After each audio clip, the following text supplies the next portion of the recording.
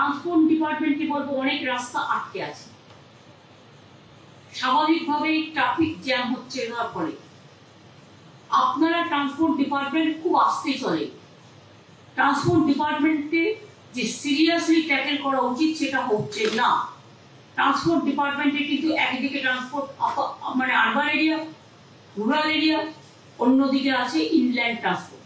পুলিশের সাথে কথা বলে ইমিডিয়েট ট্রাফিক প্রবলেমটা সলভ করবে। Kolkata police, DG law and order এদের সাথে নিয়ে ডিএমএসপিরাও দেখে নেবেন কোথায় কি প্রবলেম আছে, লোকাল ডেকে কথা বলে ইমিডিয়েট সলভ করুন। লাইনে যারা আছেন ট্রাফিক ডিপার্টমেন্ট, ট্রান্সপোর্ট ডিপার্টমেন্টের, তাদের কাছে যেন ইনস্ট্রাকশন যায় প্রপারলি।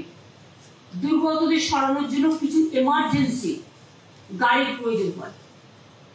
ধরুন ইমিডিয়েট একটা দুর্যোগ, বান ঢুকে গেল, তখন ইমিডিয়েট তাকে সরাতে হবে।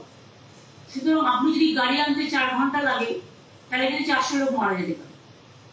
সুতরাং দুর্যোগ ঘটার আগে পূর্ব ওয়েদার রিপোর্ট নিয়ে, অনেক সময় ওয়েদার রিপোর্ট ঠিক হয় তা হয় না, কিন্তু আমাকে এটাকে ক্যাজুয়ালি না নিয়ে সিরিয়াসলি নিয়ে কিছু গাড়ি তাদের জন্য রেডি রাখতেই হবে।